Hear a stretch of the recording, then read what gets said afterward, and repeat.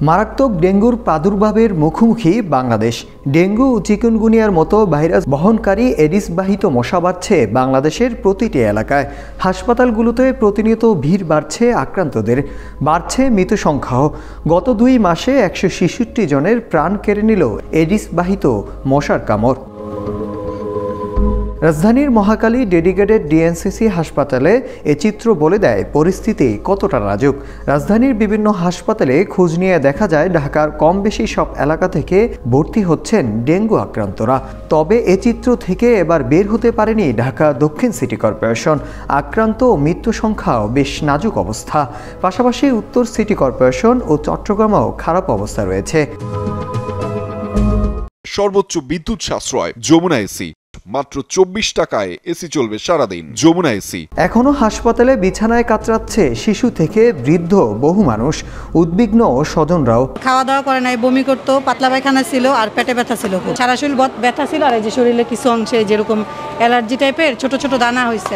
আমরা তো মনে করি পরিবেশটার কারণেই সম্ভবত এরকমটা হয়েছে, কারণ আমাদের বাসায় পর্যাপ্ত পরিমাণ আমরা বাচ্চাদেরকে সেফলিভাবেই রাখি। তারপরেও কিভাবে যে হয়ে গেল বলতে পারি না। সিটি কর্পোরেশনে যে এইগুলো আছে ওনারা হয়েছে বেশি অসচেতন গার্ডিয়ান থেকে। আমার বাসার চারপাশে হয়েছে ড্রেন খোলা, ড্রেন সরকারে 15-20 দিন হয়েছে কেটে রাখছে, ড্রেনের কোনোটার মুখ লাগাই নাই।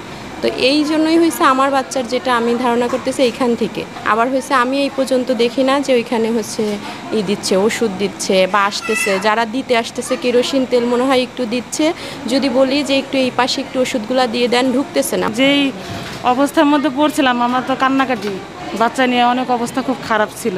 এই অবস্থায় সব গার্জেনদের উচিত পরিষ্কার পরিচ্ছন্ন থাকা, বাচ্চাদেরকে নিরাপত্তা রাখা। আল্লাহর রহমতে এখন একটু কমছে। এখন রিপোর্ট দেখছি, রিপোর্ট ভালো, তো কিন্তু রক্তের পয়েন্টটা কমে গেছে, তো ওইটার জন্য আরেকটা টেস্ট দিছে, ওইটা আমরা করতেছি। মহাখালী ডেডিকেটেড ডিএনসিসি হাসপাতালের তথ্য বলছে গেল মাসে 732 জন রোগী আক্রান্ত হয়ে ভর্তি হয়, যার মধ্যে 2 জন রোগীর মৃত্যু হয়েছে। বিশেষজ্ঞরা বলছেন এবছর রোগীরা বেশ আগে ভাগে হাসপাতালে আসছেন।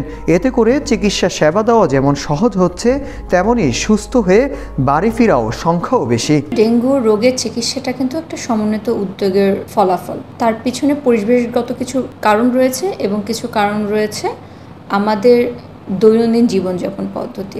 ডেঙ্গু আর যখন হবে এটা একটা ভাইরাসজনিত রোগ, প্রাথমিক অবস্থায় দেখা যাবে জ্বর আর শরীর ব্যথাটা দিয়ে শুরু হয়। সবচেয়ে গুরুত্বপূর্ণ বিষয় হচ্ছে হাইড্রেশন মেনটেন করা। হাইড্রেশন মানে তাকে পর্যাপ্ত পরিমাণ পানি পান করতে হবে এবং অবশ্যই স্বাভাবিক খাওয়ার চেষ্টা করতেই হবে।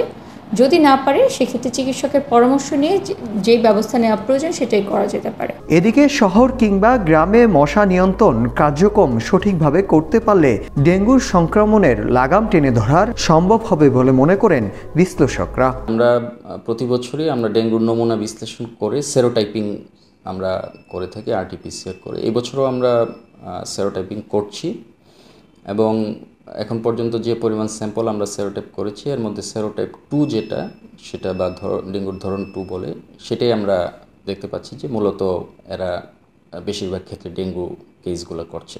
আসলে ডেঙ্গু কন্ট্রোল এটা একটা আসলে মাল্টি ফ্যাক্টোরিয়াল।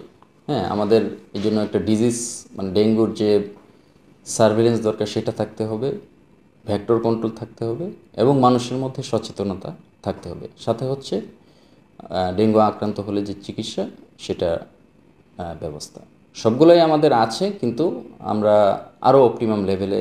আমি মনে করি যে সতর্কতার অভাব এটা একটা ইম্পর্টেন্ট ফ্যাক্টর। এদিকে চলতি বছরে 32,082 জন ডেঙ্গু রোগে আক্রান্ত হয়েছে। নাহিদ হাসান, জয় দিন।